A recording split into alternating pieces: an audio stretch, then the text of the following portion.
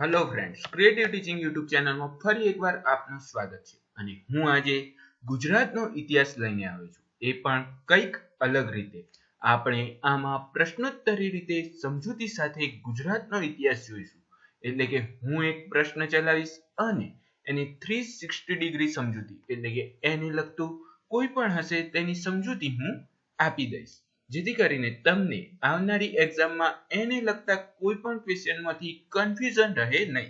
તો ચાલો આજનો લેક્ચર ચાલુ કરીએ. એ પહેલા જો તમે મારી ચેનલ પર ના હોય તો ચેનલને સબસ્ક્રાઇબ કરી બેલ આઇકોન ક્લિક કરી દેજો, જેથી આવનારા આવા જ વિડીયોની નોટિફિકેશન મળતી રહે.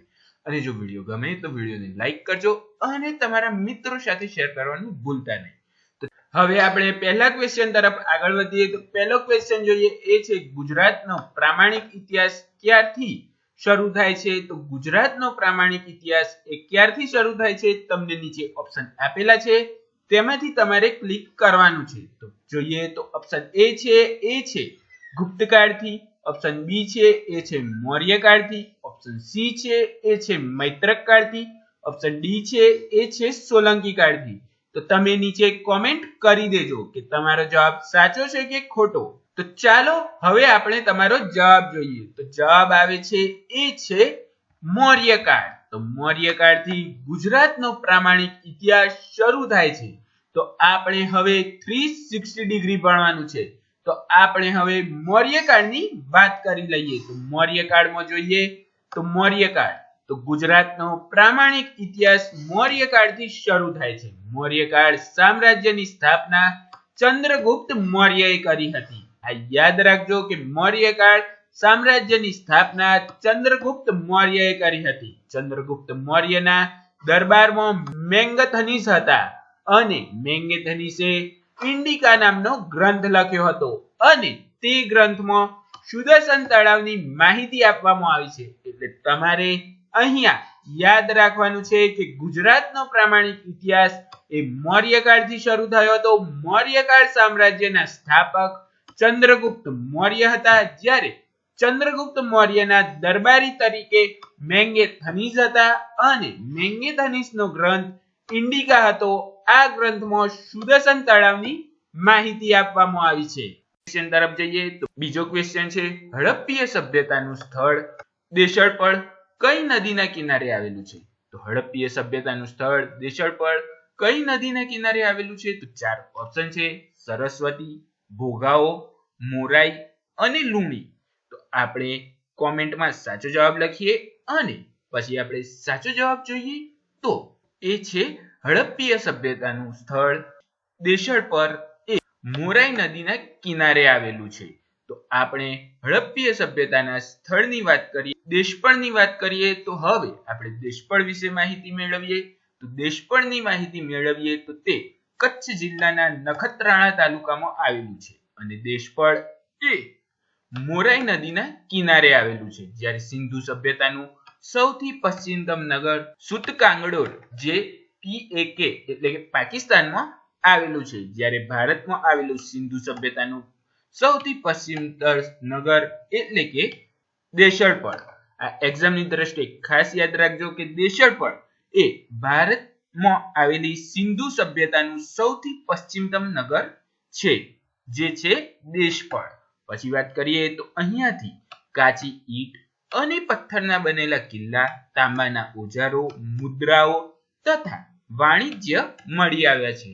તો તમારે દેશળપળમાંથી તે કેટલું યાદ રાખવાનું છે? તો તે યાદ રાખવાનું છે કચ્છ જિલ્લાના નખત્રાણામાં આવેલું છે, મોરાઈ નદીના કિનારે આવેલું છે અને તે ભારતમાં આવેલી સિંધુ સભ્યતાનું સૌથી પશ્ચિમતમ નગર છે. અને ત્યાંથી કાચી ઈંટ, પથ્થરોની બનેલી કિલ્લા, તાંબાના ઓજારો, મુદ્રાઓ તથા વાણિજ્ય મળી આવ્યા છે. હવે આપણે ત્રીજા ક્વેશ્ચન તરફ જઈએ. તો ત્રીજો ક્વેશ્ચન છે, સિંધુ લિપિમાં લખાયેલા 10 અક્ષરવાળું સાઇનબોર્ડ ક્યાંથી મળી આવ્યું છે? આ ક્વેશ્ચન તો તમને આવડતો જ હશે, એટલે કોમેન્ટ જરૂર કરી દેજો. તો ચાર ઓપ્શન આપેલા છે. ઓપ્શન એ છે લોથલ, ઓપ્શન બી છે પ્રભાસ પાટણ, ઓપ્શન સી છે મહેરગઢ અને ઓપ્શન ડી છે ધોળાવીરા. તમે સાચો જવાબ વિચારી લીધો હશે. તો ચાલો હવે આપણે જોઈએ તો સિંધી લિપિમાં લખાયેલા 10 અક્ષરો વાળું સાઇનબોર્ડ એ ધોળાવીરામાંથી મળી આવ્યું છે અને આ સાઇનબોર્ડ હજુ સુધી ઉકેલાયું નથી. તો ચાલો આપણે આની ડિટેલમાં ચર્ચા કરીએ. તો જોઈએ તો ધોળાવીરાની વાત કરીએ તો ધોળાવીરાને આ વખતે એટલે કે 2021માં વર્લ્ડ હેરિટેજ સાઇટમાં સ્થાન આપવામાં આવ્યું છે. આ પહેલા ગુજરાતના બીજા સ્થળોને પણ વર્લ્ડ હેરિટેજ સાઇટમાં સ્થાન આપવામાં આવ્યું છે. તો તેની વાત કરીએ તો પહેલા આવે છે ચાંપાનેર, જેને 2004માં વર્લ્ડ હેરિટેજમાં સ્થાન આપવામાં આવ્યું હતું અને ચાંપાનેર એ પંચમહાલમાં આવેલું છે. બીજું આવે છે રાણકી વાવ. તો રાણકી વાવને 2014માં વર્લ્ડ હેરિટેજમાં સ્થાન આપવામાં આવ્યું હતું અને રાણકી વાવ એ પાટણમાં આવેલી છે. પછી ત્રીજું વાત કરીએ તો અમદાવાદ. તો અમદાવાદને 2017માં વર્લ્ડ હેરિટેજમાં સ્થાન આપવામાં આવ્યું હતું અને અમદાવાદ એ અમદાવાદમાં આવેલું છે અને હાલમાં જ એટલે કે 2021માં ધોળાવીરાને વર્લ્ડ હેરિટેજમાં સ્થાન આપવામાં આવ્યું છે અને ધોળાવીરા એ કચ્છ જિલ્લામાં આવેલું છે. તો ધોળાવીરા વિશે વધુ માહિતી જોઈએ તો ધોળાવીરા એ કચ્છ જિલ્લાના ભચાઉ તાલુકાના ખરીદબેટમાં આવેલો વિસ્તાર છે. તો ધોળાવીરા એ છે એ કચ્છ જિલ્લામાં આવેલું છે અને ભચાઉ તાલુકામાં આવેલું છે અને તેમાં પણ ખરીદબેટમાં આવેલો વિસ્તાર છે. આ ખાસ યાદ રાખજો, એક્ઝામની દ્રષ્ટિએ ઇમ્પોર્ટન્ટ સાબિત થશે. પછી વાત કરીએ તો ધોળાવીરા લુણી નદીના કિનારે આવેલું છે. એટલે આટલું યાદ રાખજો કે ધોળાવીરા જે છે એ કચ્છ જિલ્લાના ભચાઉ તાલુકાના ખદીરબેટમાં આવેલું છે અને લુણી નદીના કિનારે આવેલું છે, જેને સ્થાનિક લોકો કોટડા ટીંબા તરીકે પણ ઓળખે છે. જ્યારે ધોળાવીરાનું સૌપ્રથમ ઉત્ખનન ઈસવીસન 1967-68માં જગતપતિ જોશી અને ત્યારબાદ વ્યવસ્થિત રીતે સંશોધન ઈસવીસન 1990-91માં રવિન્દ્રસિંહ બિષ્ટે કર્યું હતું. એટલે કે ધોળાવીરામાંથી તમારે યાદ રાખવાનું છે કે તે કચ્છ જિલ્લામાં આવેલું છે, ભચાઉ તાલુકામાં છે, ખદીરબેટ વિસ્તારમાં આવેલું છે અને લુણી નદીના કિનારે આવેલું છે, જ્યાં સ્થાનિક લોકો તેને કોટડા ટીંબા તરીકે પણ ઓળખે છે. અને ધોળાવીરાનું સૌપ્રથમ ઉત્ખનન ઈસવીસન 1967-68માં કરવામાં આવ્યું હતું અને તે વખતે કર્યું હતું તે હતા જગપતિ જોશી અને ત્યારબાદ વ્યવસ્થિત રીતે સંશોધન ઈસવીસન 1990-91માં કરવામાં આવ્યું હતું અને તે વખતે જે હતા તે હતા રવિન્દ્રસિંહ બિષ્ટ. તો હવે થોડી આગળ માહિતી મેળવીએ તો ધોળાવીરા હડપ્પીય સભ્યતાનું ગુજરાતનું સૌથી મોટું સ્થળ છે. જ્યારે ધોળાવીરાને 3 ભાગમાં વિભાજિત કરવામાં આવ્યું છે. એમાં પહેલું છે સિડાટેલ, જેમાં મુખ્ય શાસકોના નિવાસસ્થાન છે. બીજું છે મધ્યમનગર, એટલે કે ત્યાં પ્રધાનોને એ રહે છે અને ત્રીજું છે નીચલું નગર, જ્યાં નગરજનોનું નિવાસસ્થાન છે, એટલે કે આમ લોકો રહે છે. એટલે આપણે આમાંથી ધોળાવીરા જે છે તે ગુજરાતનું સૌથી મોટું હડપ્પીય સભ્યતાનું સ્થળ છે એ યાદ રાખવાનું છે અને ધોળાવીરામાં 3 ભાગમાં વિભાજિત કરવામાં આવ્યું છે એ પણ યાદ રાખવાનું છે. હવે આપણે આગળ વધીએ તો આગળ જોઈએ તો વિશ્વનું સૌથી જૂનું સાઇનબોર્ડ નેમ પ્લેટ ધોળાવીરામાંથી મળી આવેલ છે અને જેની લિપિ હજુ સુધી ઉકેલાઈ નથી. આપણો ક્વેશ્ચન અહીંયા આવ્યો કે આપણે આગળ ક્વેશ્ચનમાં જોયું કે સિંધુ લિપિમાં લખાયેલા 10 અક્ષર વાળું સાઇનબોર્ડ ક્યાંથી મળી આવ્યું છે? તો ધોળાવીરામાંથી. અને તે 10 અક્ષરનું સાઇનબોર્ડ મળી આવ્યું છે તે વિશ્વની સૌથી જૂની સાઇનબોર્ડ છે જે ધોળાવીરામાંથી મળી આવ્યું છે અને તેની લિપિ હજુ સુધી ઉકેલાઈ નથી. અને જોડે જોડે બીજી વસ્તુઓ પણ ધોળાવીરામાંથી મળી આવી છે, તે છે રમતગમતનું મોટું મેદાન મળી આવ્યું છે. પછી છે સંભવતઃ દેશનું પ્રથમ ઓપન થિયેટર મળી આવ્યું છે, એટલે કે તે જમાનામાં પણ રમતો પણ રમતા હશે અને પિક્ચર પણ જોતા હશે તેવું આમાં પ્રતીક થાય છે. અને કૃત્રિમ રીતે પાણી સંગ્રહ કરવાની વ્યવસ્થા મળી આવી છે. એટલે ધોળાવીરામાં વરસાદ ઓછો પડતો હશે તેવું પણ અનુમાન લગાવી શકાય, કારણ કે અહીંયા કૃત્રિમ રીતે પાણી સંગ્રહ કરવાની વ્યવસ્થા પણ મળી આવી છે. હવે આપણે આગળનો નેક્સ્ટ ક્વેશ્ચન તરફ જઈએ તો હવે છે ચોથા નંબરનો ક્વેશ્ચન છે ડોકયાર્ડ, જાડિયા કબર, ચોખાના અવશેષો, પથ્થરોની ઘંટીના અવશેષો એ ક્યાંથી મળી આવ્યા છે? તો 4 ઓપ્શન છે. એમાં પહેલું છે લોથલ, બીજું છે ખીરસડા, ત્રીજું છે રોજડી અને ચોથું છે શિકારપુર. તો ચાલો હવે આપણે સાચો જવાબ જોઈએ. તો સાચો જવાબ જોઈએ તો આ પણ લોથલમાં આવે છે. હવે આપણે આમાં લોથલની વાત કરીએ, લોથલ વિશે માહિતી મેળવીએ. તો લોથલની વાત કરીએ તો લોથલ અમદાવાદ જિલ્લાના ધોળકા તાલુકાના સરગવાલા ગામ પાસે આવેલું છે. એટલે કે લોથલ જે છે એ અમદાવાદ જિલ્લાના ધોળકા તાલુકાના સરગવાલા ગામ પાસે આવેલું નગર છે અને આનું ઉત્ખનન 1954માં ડોક્ટર S.R. રાવે કર્યું હતું. એટલે કે લોથલ જે છે તેનું ઉત્ખનન કાર્ય ઈસવીસન 1954માં થયું હતું. એ પણ ડોક્ટર S.R. રાવે કર્યું હતું. અને આ હડપ્પીય સભ્યતાનું ગુજરાતનું સૌથી મોટું બંદર છે. એટલે યાદ રાખજો કે લોથલ એ હડપ્પીય સભ્યતાનું ગુજરાતનું સૌથી મોટું બંદર છે. અને અહીંયા ડોકયાર્ડ એટલે કે વહાણ લંગારવાની ગોદી મળી આવી છે. એટલે કે ડોકયાર્ડ જે છે ત્યાં વહાણો બાંધવાની ગોદી પણ મળી આવી હતી. એટલે અહીંયાથી ઇમ્પોર્ટ થતું હશે એવું કહી શકાય. હવે આપણે આગળ જોઈએ તો શબની અંતિમ ક્રિયા એ લોથલની આગવી વિશેષતા છે. એટલે કે શબની જે અંતિમ ક્રિયા કરવામાં આવતી હતી, એટલે કે દફનાવવામાં આવતા હતા, પછી અગ્નિ સંસ્કાર કરવામાં આવતા હતા, તે અહીંયાની આગવી વિશેષતા હતી. જ્યારે શબનું મોં ઉત્તર તરફ રહે તે રીતે તેની મનપસંદ વસ્તુ થાળી, રકાબી, વાટકા તથા ઘરેણાં સાથે દફનાવવામાં આવતા હતા. એટલે કે જ્યારે શબને દફનાવવામાં આવે ત્યારે તેની જોડે તેની મનપસંદ વસ્તુઓ મૂકવામાં આવતી હતી. થાળી, રકાબી, વાટકા તથા ઘરેણાં પણ સાથે દફનાવવામાં આવતા હતા. જ્યારે સ્ત્રી અને પુરુષના શબ સાથે મળી આવ્યા છે, જે સંભવત સતી પ્રથા તરફ ઈશારો કરે છે. એટલે કે સ્ત્રી અને પુરુષ બંનેના શબ જોડે મળી આવ્યા છે. એટલે આપણે સંભવતઃ એટલે કે સંભાવના છે કે સતી પ્રથા તરફ ઈશારો કરે છે. એક બાળકના શબની ખોપડીમાં કાણું મળી આવ્યું છે અને જેને શસ્ત્રક્રિયા દર્શાવે છે. એટલે કે એક બાળકના શબની ખોપડીમાંથી કાણું મળી આવ્યું છે જે શસ્ત્રક્રિયા દર્શાવે છે. પછી વાત કરીએ તો પછી આગળનો ક્વેશ્ચન જોઈએ તો આગળ 5મા ક્વેશ્ચન તરફ વધીએ તો તે જોઈએ તો પ્રાચીન કાળ ગુજરાતમાં જુદા જુદા પ્રદેશો માટે વિશેષ નામ પ્રયોજાયા હતા, તેને અનુરૂપ જોડકા જોડો. એટલે કે આમાં તમારે જોડકા જોડવાના છે. આમાં તમારે માઇન્ડનો ઉપયોગ કરવાનો છે. એમાં છે ધર્મક્ષેત્ર, બીજું છે હાટકેશ્વર, ત્રીજું છે કુમારિકા ક્ષેત્ર, રાવાખંડ અને આ બાજુમાં આપેલું છે એ છે ભરૂચની આસપાસ, મોઢેરાની આસપાસ, ખંભાતની આસપાસ, વડનગરની આસપાસ.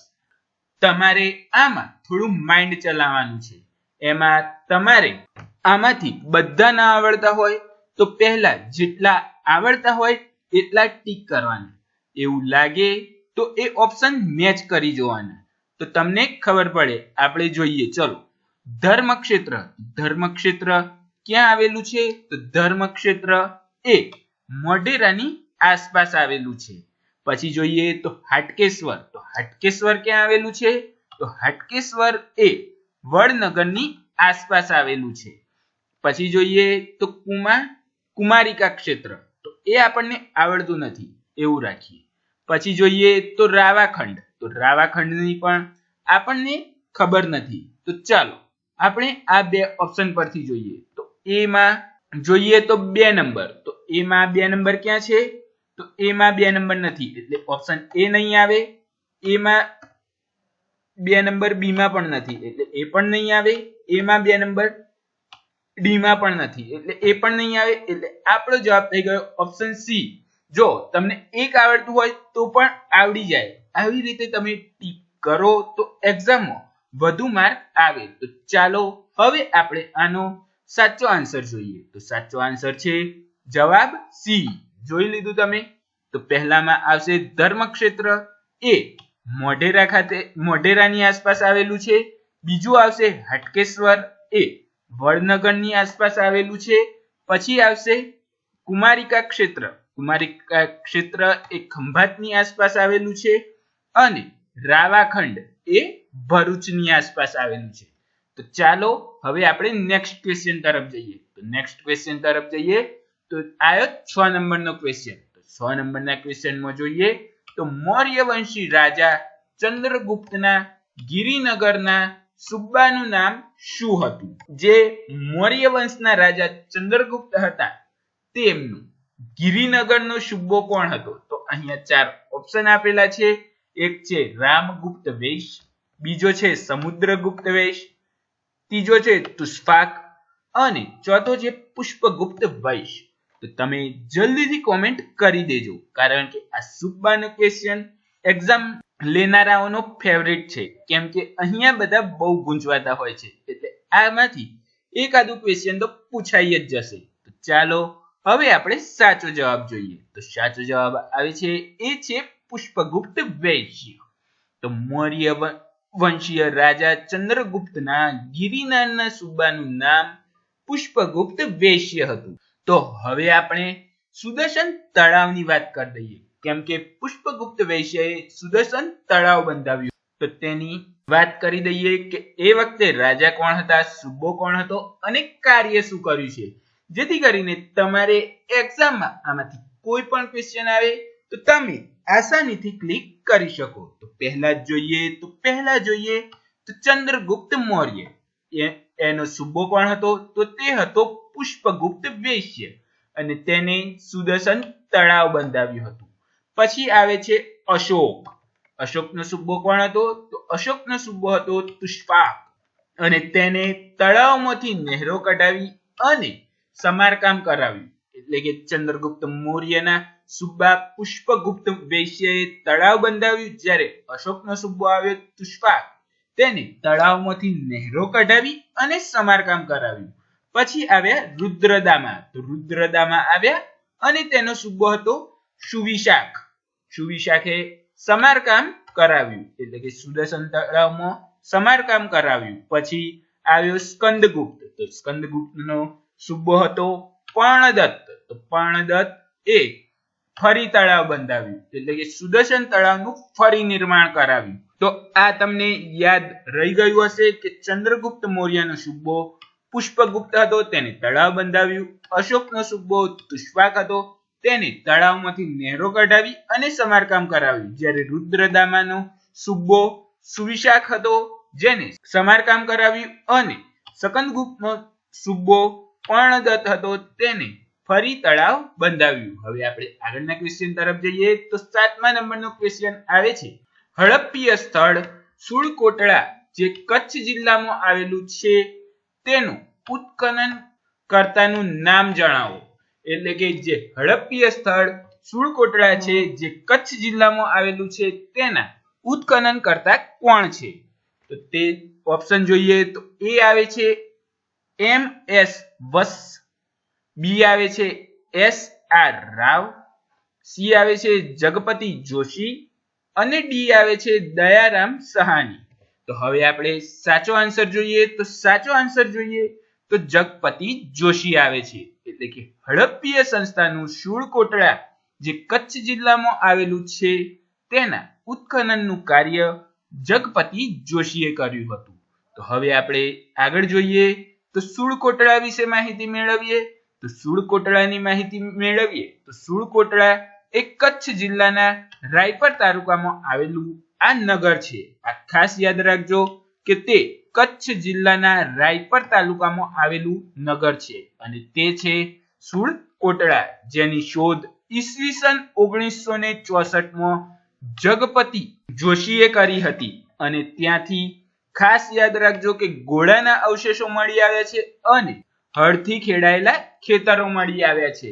એટલે કે સુડ કોટડામાંથી તમારે યાદ રાખવાનું છે કે તે કચ્છ જિલ્લાના રાયપર તાલુકામાં આવેલું છે, જેનું સંશોધન 1964માં કરવામાં આવ્યું હતું અને તે સંશોધન કરતા હતા તે હતા જગપતિ જોશી અને ત્યાંથી ઘોડાના અવશેષો મળી આવ્યા છે અને હળથી ખેડેલા ખેતરો મળી આવ્યા છે. હવે આપણે આગળ જોઈએ તો આગળનો ક્વેશ્ચન જોઈએ તો 8 નંબરનો ક્વેશ્ચન છે. એની વાત કરીએ તો 3 પ્રકારના પાનાવાળી કુહાડી ખાલી જગ્યાની વિશેષતા છે. તો 4 ઓપ્શન આપેલા છે. એક છે લોથલ, બીજું છે ધોળાવીરા, ત્રીજું છે કચ્છ અને ચોથું છે રંગપુર. આ ક્વેશ્ચન ખાસ યાદ રાખજો, એક્ઝામમાં પૂછાઈ શકે તેવો છે અને તમને પણ નવો જ લાગતો હશે. તો જોઈએ તો આનો આન્સર જોઈએ તો લોથલ. 3 પ્રકારની પાનાવાળી કુહાડી એ લોથલની વિશેષતા હતી. આ તમે યાદ રાખી લેજો.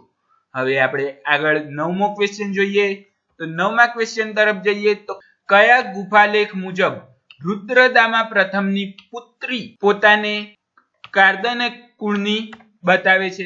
એના ઓપ્શન છે ઓપ્શન એ ભીતરી, option B Nashik, option C Sarnath અને ઓપ્શન ડી કણહેરી. તો આમાંથી તમારે ઓપ્શન ટીક કરવાનો છે કે કયા ગુફાલેખ મુજબ રુદ્રદામા પ્રથમની પુત્રી પોતાને કાર્દમિક કુળની બતાવે છે? તો ઓપ્શન આવશે ઓપ્શન ડી જે છે કણહેરી. તો આપણે તેના વિશે માહિતી મેળવીએ. તો રુદ્રદામાની માહિતી મેળવીએ તો રુદ્રદામા પહેલા ચષ્ટ હતો, પછી જયદામા હતો, પછી આવ્યા રુદ્રદામા અને પછી આવ્યા રુદ્રસિંહ અને પછી આવ્યા રુદ્રસિંહ ત્રીજો. એટલે તમારે અહીંયા ભૂલ ન પડે, આ રુદ્રદામાની વાત થાય છે, રુદ્રસિંહ ત્રીજાની નહીં. એટલે તમે યાદ રાખજો કે રુદ્રદામાની વાત થાય છે. તો રુદ્રદામન જેને રુદ્રદામા પણ કહેવામાં આવે છે. એટલે અહીંયા યાદ રાખજો કે રુદ્રદામનની વાત થાય છે. તો અહીંયા જોઈએ જયદામાના મૃત્યુ બાદ તેના પુત્ર રુદ્રદમન ગાદી પર આવ્યો, અથવા તો જયદામાના મૃત્યુ પછી તેમનો પુત્ર રુદ્રદામા ગાદી પર આવ્યો અને તેણે ગૌમતી પુત્ર સાતકર્ણીના પુત્ર વશિષ્ઠી પુત્ર સાતકર્ણીને 2 વખત હરાવ્યો. તેનો જમાઈ હોવાને કારણે રાજ્ય છીનવું નહીં.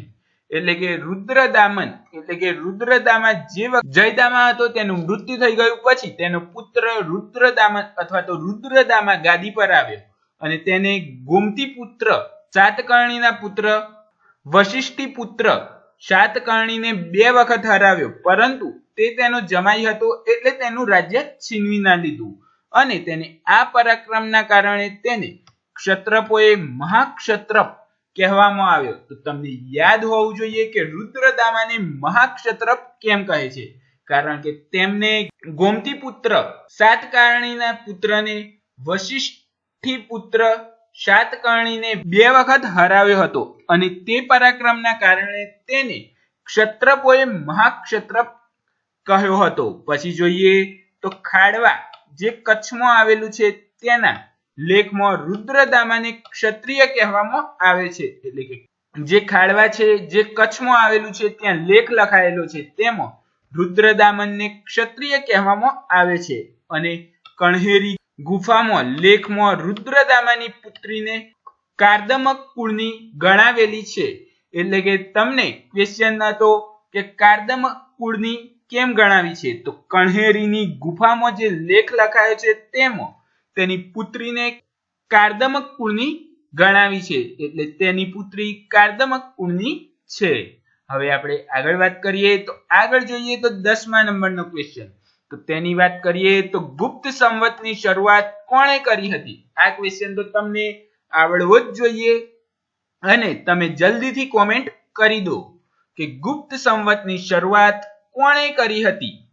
તો અહીંયા જોઈએ તો ગુપ્ત વંશની શરૂઆત ચંદ્રગુપ્ત પહેલાએ કરી હતી. તો અહીંયા કન્ફ્યુઝ ન થતા કે ચંદ્રગુપ્ત પહેલો હતો કે ચંદ્રગુપ્ત બીજો હતો? અહીંયા ચંદ્રગુપ્ત પહેલો જ હતો, એટલે કે ચંદ્રગુપ્ત પ્રથમ હતો. તો ચાલો આપણે એની માહિતી મેળવી લઈએ.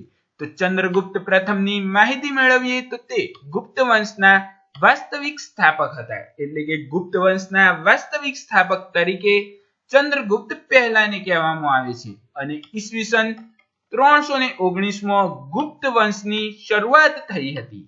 આ ખાસ યાદ રાખજો કે ઈસવીસન 319 માં ગુપ્ત વંશની સ્થાપના થઈ હતી અને ગુપ્ત વંશના વાસ્તવિક સ્થાપક તરીકે ચંદ્રગુપ્ત પ્રથમ હતા.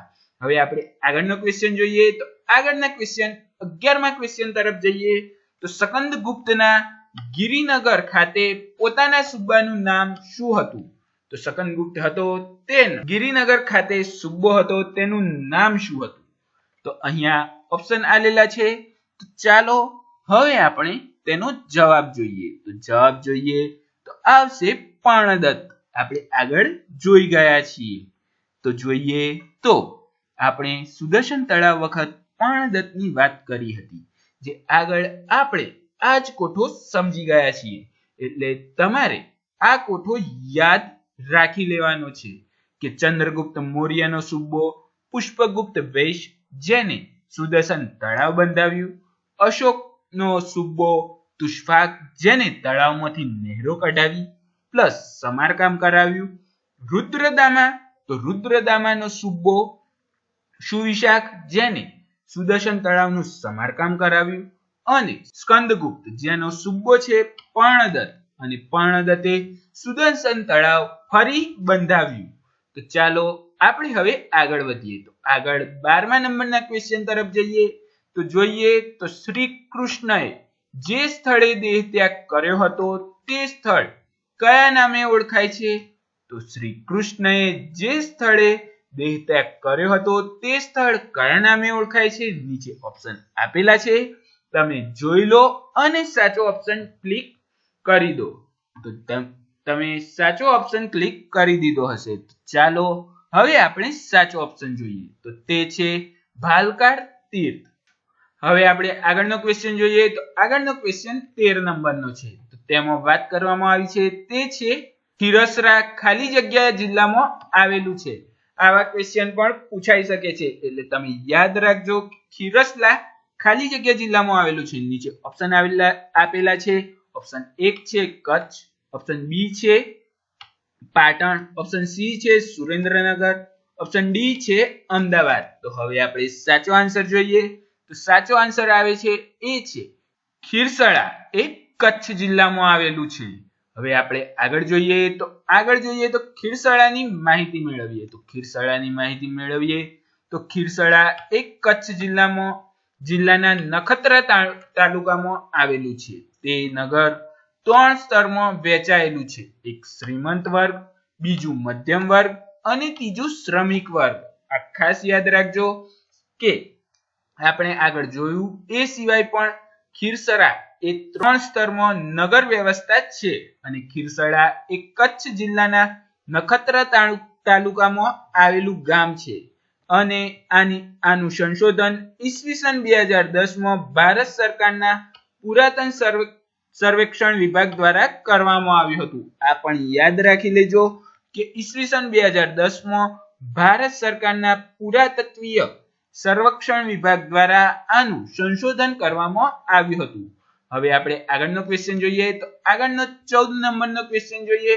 તો ભારતીય ઇતિહાસના પિતા તરીકે કોને ઓળખવામાં આવે છે? આનો આન્સર તો જરૂરથી કોમેન્ટ કરજો. અને આમાં ઓપ્શન આપેલા છે. તો ઓપ્શન એ છે હસમુખ સાકળિયા, ઓપ્શન બી છે હેરોડસ, ઓપ્શન સી છે મેંગેથનીસ ને ઓપ્શન ડી છે પીપી પંડ્યા. તો હવે આપણે સાચો જવાબ જોઈશું. તો સાચો જવાબ છે એ છે મેંગેથનીસ. તો આપણે હવે આની વાત કરીએ. તો ઇતિહાસની વાત કરીએ તો ઇતિહાસના પિતા તરીકે હેરોડોટસને કહેવામાં આવે છે, અને ભારતીય ઇતિહાસના પિતા તરીકે મેંગેથનીસ કહેવામાં આવે છે. હવે આપણે આગળ જોઈએ. તો આગળ આવ્યો 15મા નંબરનો ક્વેશ્ચન. તો 15મા નંબરના ક્વેશ્ચનની વાત કરીએ તો ગિરનારનો અશોક શિલાલેખ પ્રથમ કોણે શોધ્યો હતો? તો ગિરનારમાં જે અશોક શિલાલેખ આવે છે તે પ્રથમ કોને શોધ્યો હતો? નીચે ઓપ્શન આપેલા છે તેમાંથી તમે સાચો ઓપ્શન ક્લિક કરી દો. તો ચાલો હવે આપણે થોડી વારમાં સાચો આન્સર જોઈએ. તો સાચો આન્સર જોઈએ તો તે છે જેમ્સ ટોડેડ. ગિરનારનો અશોકનો શિલાલેખ છે તેનું પ્રથમવાર શોધ જેમ્સ ટોડેડે કરી હતી. તો આપણે તેની માહિતી મેળવીએ તો જોઈએ તો અશોકનો શિલાલેખ. અશોકના શિલાલેખની માહિતી મેળવીએ તો ગિરનારની તળેટીમાં દામોદર કુંડ નજીક આવેલો છે. ઈસવીસન 1852માં સૌપ્રથમ કર્નલ જેમ્સ ટોડેને શિલાલેખની જાણ થઈ હતી અને ઈસવીસન 1838માં સૌપ્રથમ જેમ્સ પ્રિન્સેસે શિલાલેખની ભાષા ઉકેલી હતી.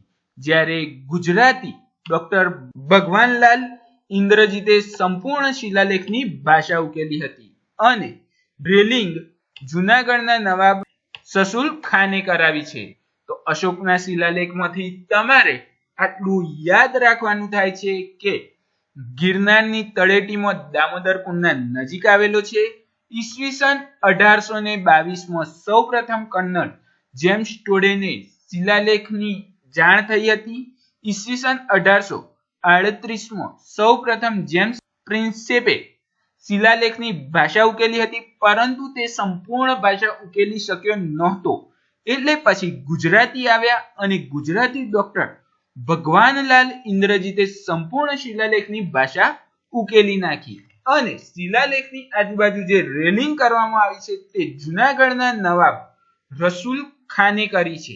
હવે આપણે આગળ જોઈએ તો આગળ વાત કરીએ તો 16મા નંબરનો ક્વેશ્ચન જોઈએ. તો 16મા નંબરનો ક્વેશ્ચન છે મૌર્ય કાળમાં ગુજરાતનું પાટનગર કયું હતું? આ ખાસ યાદ રાખજો, એક્ઝામની દ્રષ્ટિએ ઉપયોગી ક્વેશ્ચન છે કે મૌર્ય કાળમાં ગુજરાતનું પાટનગર કયું હતું? તો મૌર્ય કાળમાં ગુજરાતનું પાટનગર હતું તે હતું ઉજ્જૈન.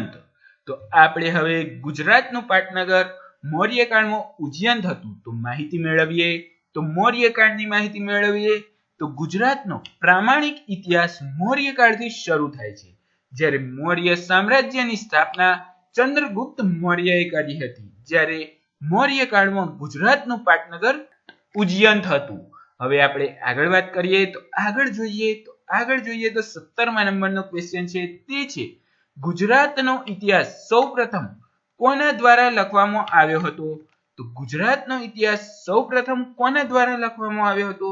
તો નીચે ઓપ્શન આપેલા છે, એનો આન્સર જોઈશું તો તે છે પ્રાણલાલ ડોસા. તો ગુજરાતનો ઇતિહાસ સૌપ્રથમ વાર પ્રાણલાલ ડોસાએ લખ્યો હતો. પછી આપણે આગળ જોઈએ તો આગળ 18મા નંબરનો ક્વેશ્ચન જોઈએ તો ગુજરાતમાં સૌપ્રથમ શોધાયેલ હડપ્પીય સ્થળ ખાલી જગ્યા છે.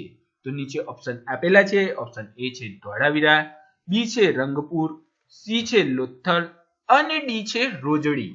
તો આમાંથી સાચો આન્સર આવશે તે છે રંગપુર. રંગપુર જે છે એ ગુજરાતનું સૌપ્રથમ હડપ્પીય સંસ્થાનું શોધાયેલું સ્થળ છે. તો આપણે રંગપુર વિશે માહિતી મેળવીએ તો રંગપુરની વાત કરીએ તો રંગપુર એ ગુજરાતમાં સૌપ્રથમ શોધાયેલ હડપ્પીય સ્થળ છે. જે રંગપુર છે એ ભાદર નદીના કિનારે આવેલું છે. તમને રંગપુરમાં બહુ જ કન્ફ્યુઝન હશે કે તે કયા જિલ્લામાં આવેલું છે. તો આજે આપણે તે કન્ફ્યુઝન પણ દૂર કરી દઈએ. તો તે જોઈએ જે સંશોધન સમયે લીંબડી રાજ્યમાં ગણાતું હતું, ત્યારબાદ સુરેન્દ્રનગરના ચુડા તાલુકામાં અને હાલમાં તેનો સમાવેશ અમદાવાદ જિલ્લાના ધંધુકા તાલુકામાં થાય છે. તો તમે જ્યારે રંગપુર શોધાયું ત્યારે તે વખતે લીંબડી રાજ્ય ગણાતું હતું, એટલે લીંબડી રાજ્યમાં ગણાતું હતું. ત્યારબાદ સુરેન્દ્રનગરના ચુડા તાલુકામાં અને હાલમાં એટલે કે અત્યારે તેનો સમાવેશ અમદાવાદ જિલ્લાના ધંધુકા તાલુકામાં થાય છે. રંગપુરનું ઉત્ખનન 1931માં ડોક્ટર મોઢ સ્વરૂપ વસ્સે અને ત્યારબાદ 1954માં S.R. રાવ દ્વારા કરવામાં આવ્યું હતું. એટલે રંગપુરમાં તમે યાદ રાખજો કે તે સૌપ્રથમ શોધાયેલું હડપ્પીય સ્થળ છે, ભાદર નદીના કિનારે આવેલું છે. જે સમયે શોધાયું તે સમયે લીંબડી રાજ્ય ગણાતું હતું, ત્યારબાદ સુરેન્દ્રનગરના ચુડા તાલુકામાં અને હાલમાં એટલે કે અત્યારે તેનો સમાવેશ અમદાવાદ જિલ્લાના ધંધુકા તાલુકામાં થાય છે અને રંગપુરનું ઉત્ખનન 1931માં ડોક્ટર મોઢેસ્વરૂપ વસ્સે કર્યું હતું. ત્યારબાદ 1954માં S.R. રાવ દ્વારા થયું હતું. હવે આપણે આગળ જોઈએ તો આગળ વાત કરીએ તો 19મો નંબરનો ક્વેશ્ચન છે તે છે શ્રી કૃષ્ણના મોટા ભાઈ બલરામ સાથે રેવતીના લગ્ન થયા તે કોની પુત્રી હતી?